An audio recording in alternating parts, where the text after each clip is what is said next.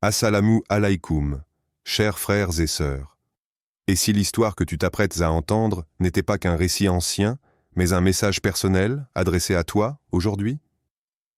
L'histoire d'Ismaël, fils du prophète Abraham, est bien plus qu'un simple épisode du passé. Elle est chargée de mystères, de miracles, de larmes et de foi. C'est une trajectoire céleste, écrite par Allah lui-même, et qui continue d'éclairer les cœurs de ceux qui cherchent le sens de l'obéissance et de la confiance divine. Imagine un enfant né contre toute attente, une mère abandonnée dans le désert, un père mis à l'épreuve par l'ordre le plus difficile qui puisse être donné à un être humain. Ce que tu vas découvrir, c'est l'histoire d'une famille entièrement soumise à la volonté d'Allah, prête à tout sacrifier pour lui. Ismaël, ce n'est pas juste un nom, c'est une réponse divine, un signe vivant que Dieu entend. Comme le dit le Coran, le Seigneur a exaucé ta prière, sourate Maryam, verset 3. Et aussi, il était véridique dans ses promesses et c'était un messager et un prophète, sourate Maryam, verset 54. Alors prépare ton cœur, ce récit va te bouleverser. L'histoire d'Ismaël pourrait bien résonner avec ce que tu vis aujourd'hui. Abraham, que la paix soit sur lui, était un homme de foi, un prophète élu par Allah, voyageant de terres en terres avec une seule certitude, Dieu est unique et digne d'adoration. Malgré son âge avancé et sa piété constante, une douleur silencieuse habitait son cœur. Il n'avait pas d'enfant, et cela, dans une époque où la descendance était synonyme de continuité, d'honneur et d'espoir. Sa femme Sarah, fidèle et pieuse, partageait ce fardeau. Les années passaient, et son ventre restait vide. Leur couple, pourtant uni par la foi, se trouvait confronté à une réalité humaine que beaucoup connaissaient. L'attente qui dure, la prière qui semble rester sans réponse, l'espoir qui s'amenuise. C'est dans ce climat de désespoir que surgit Hajar, une jeune femme égyptienne, offerte en tant que servante. Une décision humaine fut prise, permettre à Abraham d'avoir un enfant à travers Hajar. Ce choix, bien que culturellement admis à l'époque, portait en lui les complexités des émotions humaines et la profondeur des desseins divins. Hajar devint donc l'instrument d'un plan que ni Sarah, ni Abraham, ni elle-même ne comprenaient pleinement.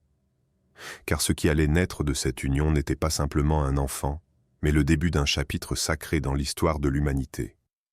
Le désespoir humain s'apprêtait à croiser la sagesse d'Allah, et quand Dieu entre dans l'histoire, rien ne reste ordinaire. C'est ici que tout commence.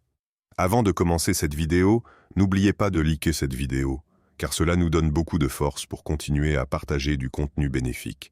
Et je vous invite à vous abonner à notre chaîne et d'activer la cloche de notification pour rester informé de nos prochaines publications sur la foi islamique. Merci et bonne vidéo. Dans le silence des nuits étoilées et les longues marches à travers les terres arides, Abraham, que la paix soit sur lui, priait avec ferveur. Son cœur brûlait du désir d'avoir un enfant, non pas par orgueil ou par besoin humain, mais pour transmettre le message de l'unicité divine pour perpétuer la mission qu'Allah lui avait confiée.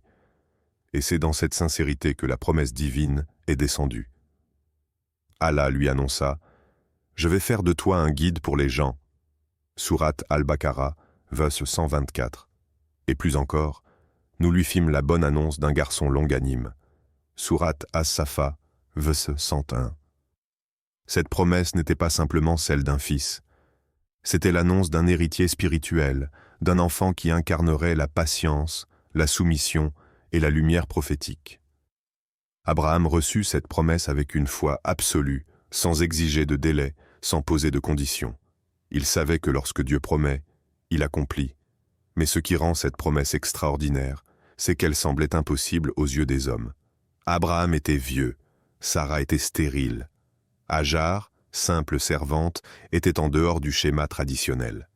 Pourtant, Allah aime manifester sa puissance là où l'homme atteint ses limites. Cette annonce marquait un tournant. Ce n'était pas juste la perspective d'une naissance, mais le début d'un destin prophétique. Une lignée allait naître, destinée à marquer à jamais l'histoire spirituelle de l'humanité.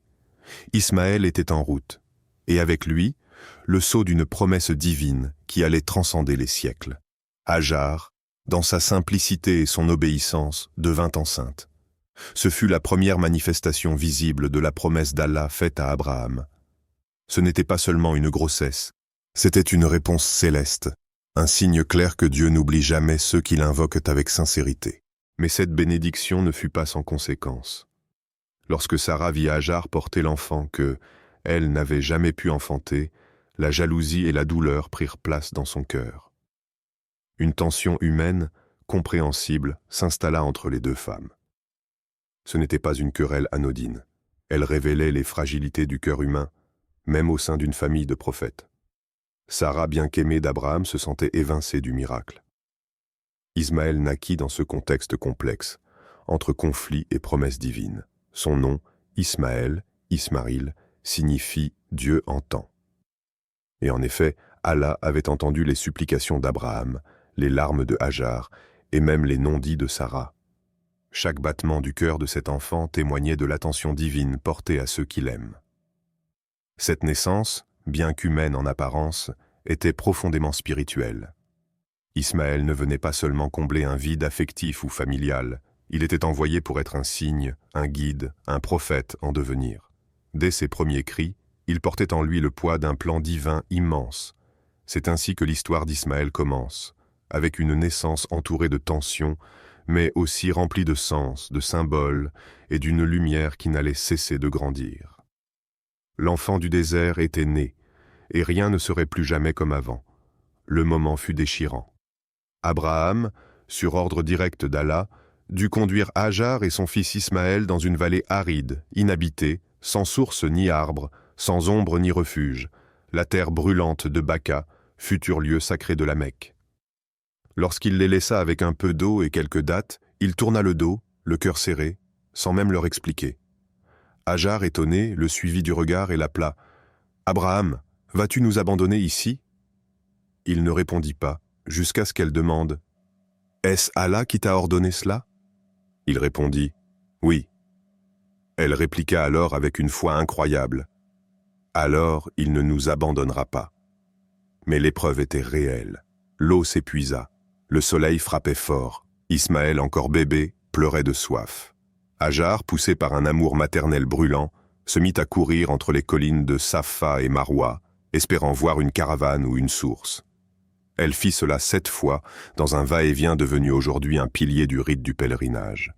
Chaque pas de Hajar était une prière en action. Chaque montée et descente exprimait une foi vivante, non résignée. Elle ne s'assit pas pour pleurer, elle chercha. Elle n'accusa pas Dieu, elle l'attendit, et Allah répondit. À l'endroit où Ismaël frappait le sol avec son talon ou son pied, une source jaillit du sable sec. C'était Zamzam, une eau bénie, pure, éternelle. Hajar, stupéfaite, entoura la source de sable et dit « Zamzam, Zamzam », ce qui signifie « rassemble-toi ». Ce moment, qui semblait être un abandon total, devint une révélation divine. Allah montrait qu'il ne délaisse jamais ceux qui lui font confiance. Il honora la foi d'une mère, le destin d'un enfant, et fit de cet événement un miracle que des milliards de pèlerins revivraient à chaque âge. Ce que les yeux voyaient comme une solitude était, en réalité, le théâtre choisi par Dieu pour faire éclore sa miséricorde. Hajar et Ismaël, dans leur faiblesse humaine, furent élevés à un rang exceptionnel. L'épreuve du désert ne les a pas détruits, elle les a révélés. Au cœur du désert, alors que tout semblait perdu, un miracle surgit là où nul ne l'attendait. Le petit Ismaël, affaibli par la soif, pleurait et frottait ses talons contre le sol brûlant. C'est à cet instant que l'eau jaillit, sous ses pieds, comme un cri silencieux entendu par le ciel. Une source claire, fraîche, pure, coula au milieu de la sécheresse. Cette eau, c'est Zamzam. Ce miracle n'était pas un hasard. Il était la réponse directe d'Allah à la foi inébranlable de Hajar. Elle n'avait cessé de courir, de chercher, de supplier. Elle n'avait pas cédé au désespoir. Et Allah, dans sa sagesse, fit couler une bénédiction là où tout semblait fini, un puits dans le vide, une vie dans la mort apparente. Mais Zamzam n'est pas seulement une source d'eau, c'est un symbole puissant. Ce puits représente la providence divine pour ceux qui espèrent, même quand tout est sec autour d'eux. Allah montre à travers ce geste que rien n'est trop dur pour lui, que sa miséricorde dépasse l'impossible. Des siècles plus tard, des milliards de musulmans boiront de cette eau, symbole de pureté et de foi. Elle accompagnera les pèlerins, elle guérira des malades, elle rappellera sans cesse que Dieu pourvoit à ceux qui s'abandonnent à lui. Zamzam n'est pas simplement un miracle passé, c'est un message vivant. Quand tout semble fini, c'est là que Dieu commence. Ce puits continue de couler aujourd'hui, éternellement. Et il murmure à chaque croyant, Dieu t'entend, Dieu voit, Dieu répond. Ismaël grandit dans le désert, loin des villes et de leurs influences. Ce n'était pas un hasard, mais une volonté divine, que ce futur prophète se forme au contact de la nature brute dans un environnement où l'on dépend entièrement de Dieu pour survivre. Chaque souffle, chaque goutte d'eau, chaque lever de soleil devenait un rappel de la grandeur d'Allah. Ismaël fut élevé dans la simplicité, la patience et la foi vivante. Son caractère s'affina dans l'épreuve et la rigueur.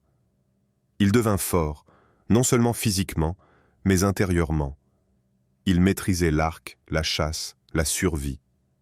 Mais plus que tout, il était spirituel, tourné vers l'invisible, attentif à la voix divine. Loin d'être arrogant ou impulsif, Ismaël était humble et obéissant, fidèle à l'exemple de son père Abraham. Le Coran décrit Ismaël avec des mots puissants et honorables. Il était véridique dans ses promesses, et c'était un messager et un prophète. Sourate Maryam, verset 54, il ordonnait à sa famille la prière et la zakat, et il était agréé auprès de son Seigneur. Sourate Maryam, verset 55. Ces versets révèlent une personnalité exceptionnelle, loyale, constant, pieux. Il n'était pas seulement le fils d'un prophète, il en portait l'essence. Sa jeunesse fut marquée par l'obéissance volontaire, par l'apprentissage du sacrifice et par une intimité profonde avec le divin. Ismaël n'avait pas besoin de trône ou de pouvoir terrestre. Sa noblesse venait de sa soumission. Il était un prophète en devenir, et déjà, son cœur parlait le langage du ciel. Dans l'ombre du désert, un futur guide se préparait, et Allah le formait, loin des regards, pour une mission plus grande qu'on ne pouvait l'imaginer. Le moment le plus bouleversant de l'histoire d'Ismaël arrive lorsque Allah met Abraham à l'épreuve suprême. Et lorsqu'il eut atteint l'âge de l'accompagner, Abraham dit « Ô mon fils, je me vois en songe en train de t'immoler. Vois donc ce que tu en penses. » Il répondit « Ô mon père, fais ce qui t'est commandé. Tu me trouveras, s'il plaît à Allah, parmi les endurants. » Sourate As-Safa, verset 102. Ces paroles, venues d'un fils à son père, sont d'une puissance rare. Ismaël accepte sans trembler. Il ne fuit pas, ne proteste pas, ne doute pas. Il comprend que ce n'est pas un caprice humain, mais un ordre divin. Et il s'y soumet, pleinement. Ce moment est un sommet de foi, de confiance, de soumission. Abraham, quant à lui, pleure sûrement intérieurement, mais il ne vacille pas. L'amour qu'il porte à son fils est réel, mais son amour pour Dieu est encore plus grand. Imagine cette scène, un père qui attache son fils, un fils allongé, le cou offert, prêt, pas de cris, pas de lutte, seulement la paix de ceux qui ont confié leur destin à leur Seigneur. Mais Allah n'avait jamais voulu la mort d'Ismaël, il voulait manifester publiquement la profondeur de leur foi. Et à l'instant où Abraham allait accomplir le geste, Allah l'interpella. « Ô Abraham, tu as confirmé la vision. C'est ainsi que nous récompensons les bienfaisants. » Sourate As-Safa, versets 104 à 105. Un bélier venu du ciel remplaça Ismaël sur l'autel du sacrifice. Et ce moment, loin d'être une tragédie, devint une victoire céleste. La foi avait triomphé de l'attachement. L'obéissance avait triomphé de l'émotion. Le lien entre père et fils s'était transformé en lien sacré entre l'humain et son Créateur. Depuis ce jour, chaque année, les musulmans du monde entier commémorent ce geste à travers le rite du sacrifice de l'Aïd al-Adha.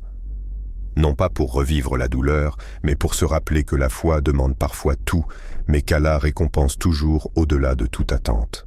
Le sacrifice d'Ismaël, ou plutôt sa volonté d'être sacrifié, est une leçon éternelle. Dieu ne veut pas nous briser, il veut nous élever. Et pour cela, parfois, il teste nos cœurs jusqu'à la limite. Ismaël, fils d'Abraham, occupe une place centrale dans l'histoire spirituelle de l'islam. Il n'est pas seulement une figure du passé, mais un ancêtre direct du prophète Muhammad, paix et bénédiction sur lui, le dernier messager d'Allah. Par cette lignée, c'est toute la continuité du message divin qui se perpétue, reliant les débuts de la foi monothéiste à son accomplissement ultime. Un épisode fondamental souligne cette importance. Ismaël participa activement à la reconstruction de la Kaaba avec son père Abraham. Ensemble, ils bâtirent ce sanctuaire unique, destiné à être la maison d'Allah sur terre, un lieu de rassemblement pour tous les croyants. Cet acte de dévotion et d'obéissance illustre la collaboration sacrée entre père et fils, un modèle d'unité et de dévouement. Au-delà de ces actions, le nom d'Ismaël reste chargé de signification profonde. Il symbolise le sacrifice, la soumission totale à la volonté divine et la pureté du cœur. Son histoire rappelle à chaque croyant que la foi ne se limite pas aux paroles, mais se manifeste dans les actes, les épreuves et la constance. Ismaël est donc plus qu'un personnage historique. Il est un symbole vivant, un héritage spirituel transmis à travers les générations. Sa vie éclaire la voie de ceux qui cherchent à s'abandonner à Allah avec sincérité, patience et dévotion. Ainsi, chaque musulman, en connaissant son histoire, puise inspiration et force pour affronter ses propres épreuves, en se rappelant que derrière chaque difficulté, la miséricorde divine attend d'être révélée. Ismaël, fils d'Abraham, reste un phare lumineux dans la grande histoire de l'islam. L'histoire d'Ismaël est bien plus qu'un simple récit ancien. Elle est une leçon intemporelle de foi, de confiance et de soumission totale à Allah. À travers les épreuves de Hajar et d'Ismaël, nous découvrons que même dans les moments les plus sombres, la lumière divine ne faillit jamais. Hajar, par son courage et sa persévérance, nous enseigne à ne jamais perdre espoir, à toujours courir vers la source de vie que Dieu place devant nous. Ismaël, par sa patience et son obéissance, nous montre que la vraie grandeur réside dans la soumission volontaire, dans l'acceptation du destin divin avec un cœur apaisé. Aujourd'hui, face aux défis personnels ou collectifs, leur exemple résonne fort. Dieu voit, entend et répond à chaque appel sincère. Le puits de Zamzam coule encore, rappelant que la providence divine est infinie, que la miséricorde d'Allah est toujours là, prête à jaillir. Alors, que cette histoire te porte et t'inspire, que la foi d'Ismaël t'encourage à avancer, même quand la route semble impossible. Garde confiance en celui qui tient les cœurs et les destins, car si Allah a un plan, rien ne peut l'arrêter. N'oublie jamais, tu n'es jamais seul, car celui qui entend ton cœur est toujours à tes côtés.